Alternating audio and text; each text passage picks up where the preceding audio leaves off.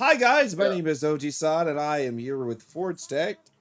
This is his kind of a game, but I like it too.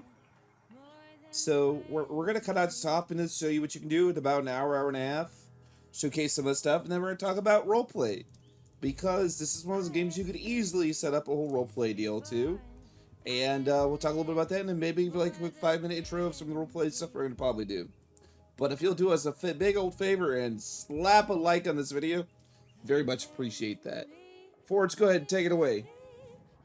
Okay, well, Valheim is basically a sandbox game that you are playing a Norse person that has been brought here by Odin to basically fight the enemies of the rest of the worlds.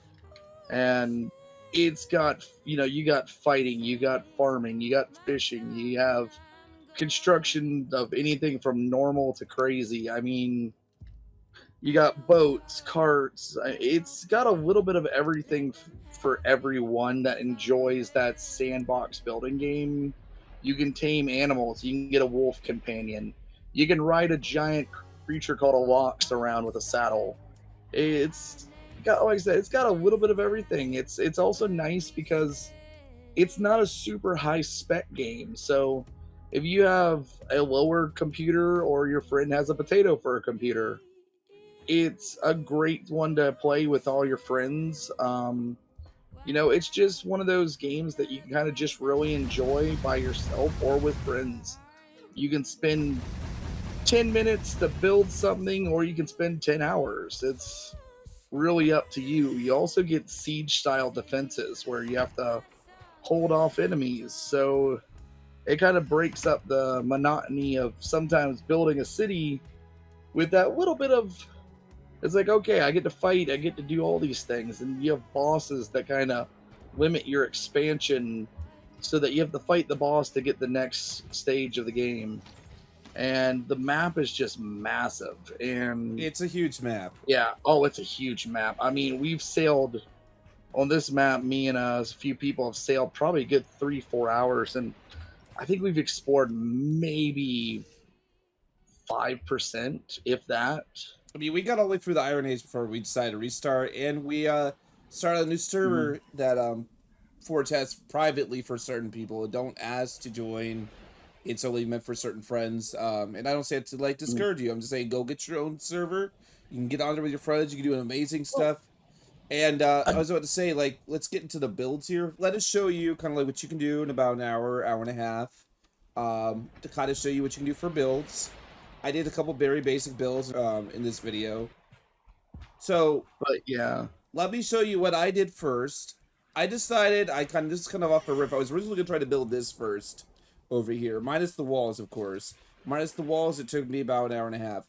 Forge and his friend got on and decided to build walls, so no, you need dirt walls. It's one of the few ways you can protect yourself from having to deal with the big old bosses tearing up your house. But I built this little place here, this little shack, in 30 minutes. If that.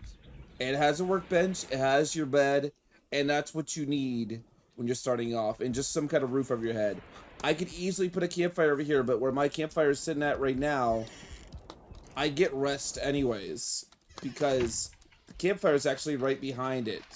So I can easily come over here, let's say this was anywhere else. If you built this particular cabin set with a campfire and the racks here for the cooking, you built it anywhere else on the island, it would still work. And you still get the warmth bonus because you're close enough to it. yeah, because the warmth bonus is a big one because it actually will give you the comfort, and that will give you the rested bonus. Yep. Which gives you faster health regeneration, way faster stamina regeneration, and on top of that, it gives you 50% more XP bonus. So I was going to build walls eventually, but they went ahead and helped me with that, and they did a really nice job with the gate and everything. I like wood walls, but I do agree with them. Dirt walls are much easier to do, depending what stage of the game you're at. However, here is the house that I built literally within an hour and a half of getting in the game. And I know what you guys are saying, where are the windows? I could put windows in. I was just trying to build this up quick for the house starts to decay, because decay is the thing in this game, where if you don't have a roof over certain sections, it'll automatically start to decay, and you do not want that. Yeah, it'll decay every time it rains. Yep, and it rains pretty often. It'll drop down to about 50%. And if you're trying to, stop goblins or dwarves from getting in, bit of a pain. Yep. And you can always go back and select a part of it with your repair tool. Like I'll do right here. Even though I don't really want to destroy anything right now, I'll do it. Um, and bam. You can open that up. Oh, I don't like how that looks. Okay. That's fine. That's totally fine. Let's get out a half a wall. And then we just place that in there. Another nice thing is as you actually level up in skill of like materials and things, you can actually get new pieces such as they actually have like shutters that open and close. Yep. So you can build like windows that you can actually, you know, actually close up if you don't feel like looking out right then, or you just want that aesthetic of a shuttered window. They've got a type of crystal glass that you get from the frost biome. They've got decorative style pieces that this is only the tier 1 building pieces right now that you're seeing. As you advance in the game, you unlock more and more pieces, from stonework to decorative wood to castle thrones. I mean, it's got quite a few things. You can do plenty of things with that, yeah. And Forge is going to take us, once I get done showing you what I was going to do down here, which we're going to work on. Not now, but on another video, work on something like this. What I did down here is I love this area very open, because when you get later in the game, by the way, this workbench not only becomes your friend, but it becomes your bane of existence, because you have to add these things on, like chopping blocks, and where is it? There's a crafting thing called a tannery, and you'll get more than that as you go up in level. And you have to add them onto there. And then you'll get other things like forges and whatnot. So you want to keep this whole area right here open. You want to keep your bottom area literally just for nothing but crafting if you can, when you're doing a build like this. And like I said, this build only took an hour and a half to do this part, so when you start putting in everything, you already have the room for it. And then up here, you can put storage and beds for you and your friends. And it makes things really easy. And then also, if you do a little window like this, you can see, look, there's stuff that's out there you have to either kill or take care of. And if you put down a bigger open section right here, which I'm not going to do because I like the aesthetic of this particular thing with a little opening right here, you can actually shoot out the window there and take out that Great Dwarf from your safety. Just fix that up. This? Yeah, I did. I had one of those days like, you know what, let me just fix it up. It looks nice. I like the idea of it can be used, and what's we're talking about roleplay later, I'll just go throw that up there. If you find some of the old ones you like the design of it, you can use it for something like that. Could be like a little mini church or school, because the way that the game developers made it originally, it was broken down, but you can repair those actually in this game, and then fix them up, and then you can use them for other things. Heck, if you don't want to build your own place, you want to be lazy at the beginning, you can take one of those and fix it with a repair tool, and just put a bed in there for right away and a campfire. Bit better, fight a bit longer, but I don't do as good at shielding, because when I deploy my shield versus my friend when he does his, he can block a troll multiple times where I get smashed and knocked backwards. I'm being OCD right now. Yeah, I can tell. Well, you don't need nice to do this, thing but is, I'm just showing this off to them because if you want to, this is what you can do. And they have plenty of these around. And they're pretty much complete, so you don't have to chop down a whole dang forest like me and Forge do at the time with ours. If you just want to explore, because some of the guys I know out there, some of you don't want to have to do all that, and I get that. Continue what you're doing. I'm so sorry about that. I just really... That's fine.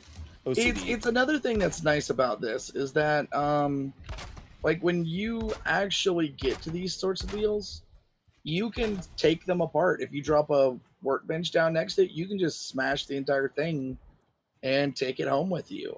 You can rebuild it. But for instance, like this tree here, it's blocking kind of your roof, so I'm going to take it out. All right. By the way, just quick warning to everyone, do not go under a tree early on. It will murder you. It's possibly the most dangerous thing in the game at level, like, 1. I need wood anyways to help fix this. Not that OG would know anything about how dangerous trees are, right? I've died a few times. Oh, I know. I've watched. Oh, that one's too hard for me. Yeah, that's the later game trees, like oak and stuff, are harder wood because they have different special types inside of it, like fine wood and sturdy wood. That's why you can't be mad if you can't automatically hit everything. You're gonna hit birch at first, and that was it. Well, it's actually there's a really nice trick to it. Is if you knock down a tree next to it, and you keep collapsing trees on the hardwood, it'll actually smash open. Like you got the tree right there that you're gonna hit that's too hard. Right. But if you were to knock down this tree over here onto beech, not birch. Yeah. So they'll roll down and take all the things below it out. Oh yeah, it definitely makes a difference. All right, Well, so if it's you're wondering also- what I'm doing here when I'm fixing this, you have different levels of roof. And so you have 45 and 26, so you have to figure out which one it is, determine it, and then go from there. But these make things a lot faster, especially if you're really new to the game. And you don't want to spend a whole It's a time, nice right? little one. One warning is you do need a campfire to go to sleep. Smoke will build up in inside enclosed areas. So don't, make sure you have a little chimney out the back of your house or something like that so that you don't die from inhalation. Oh, well, let's show them that. Do you got wood on you still? I guess I do. I'll break this workbench. Can you make a new workbench and put it closer to the door over here? Yeah. Put it like right over here. Because what I'm gonna do is I'm gonna put a fireplace over here, like you're talking about for the chimney. Right over here. Well, yeah, actually, you don't need a workbench for the fire, which is nice because you can build them quite often in the field. Yeah, no, but I was talking about like outside. so we could do the thing here. Okay. So like for the build out, for example. Never mind. Now I can't do it again. So yeah, put it like right near this corner. We're going to show you how to take one of these small ones and do it really efficiently here. Because we can do efficient builds. The thing that for me and Forge, a lot of the times, and I think he'd probably agree with this assessment, we like doing fun builds that are kind of crazy and out there sometimes. See, I like doing, my two favorite is just fun, crazy builds that are like big and technical. But I also love building really small, efficient, but role-play style builds. Like using the same amount of materials to make something that looks like you would expect to be walking along in a game and finding it. Oh, yeah.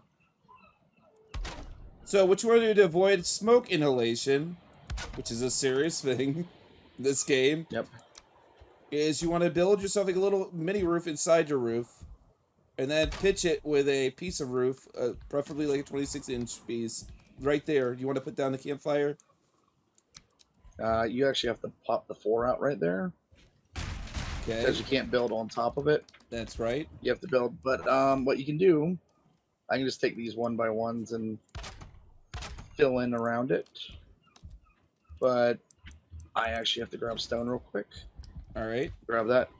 You don't need much to build a campfire. Oh, you got it already? Yeah, sorry. I didn't know if I had enough. I was gonna say one nice thing is though, I always like putting a little beam down right at the bottom of it. It kind of see how the campfire stopped. That's because you're not getting enough airflow. So what you're gonna need to do is you're gonna take this half wall out here, pop it out. Once it drains out, it turns back on. Look at that. Yep. And the great thing is you have a view out your window if you get like something coming your way. It's going to be a weird view to shoot out of, but you can do it. Well, another thing is a lot of the early game enemies are actually terrified of fire. See, that's something I wasn't thinking about. Like the Greylings, the Grey Dwarfs, and the pigs are all terrified of fire. In fact, if you could you start out with the torch, you can actually take the torch out and they'll actually scream and run from you. Or you can just bash them with it and set them on fire. And by the way, guys, we haven't been going probably more than about 5 minutes on this build. And so we're showing you, this is how efficient it is. There's your bed. You can sleep in. You got your workbench for starting off with that. You have a campfire there with 2 spots to put food on to cook over. Which you need food for, as you can see in my bottom left corner. It's for your health and other stuff. And then all we need now is a door. We can always make a little storage shed later to put storage when we get to that point. Yeah, but you could easily build another one of these right next to it and make it look like a community. Yeah, I need you to put the door on it though. I'm out of Door. wood Okay, again. Yeah, I'm sorry, I'm out of wood again. that's fine. And this I is actually what you didn't call use the any. Go ahead. I was saying I didn't actually use any of my wood, so it's so people know this. You were literally the only one collecting wood. It wasn't Yeah. like I'm using a heavy duty axe to help out. It was No. maybe 10 minutes. But It's early on, you got to I was base it gonna early say on, yeah. one quick note. Y'all notice a small gap in the bridge. You can run across this, but the enemies can't path across it. So this is basically the equivalent of a drawbridge at this moment. They can't figure it out. All right, I'm gonna shut up and let you show everything. Well, we've started off with we got the perimeter wall and the trench. That makes the enemies not able to reach us. So even when we do get sieged, we can just sit there and run up, grab our bows, run up to the top of these little pillars, sit there and just,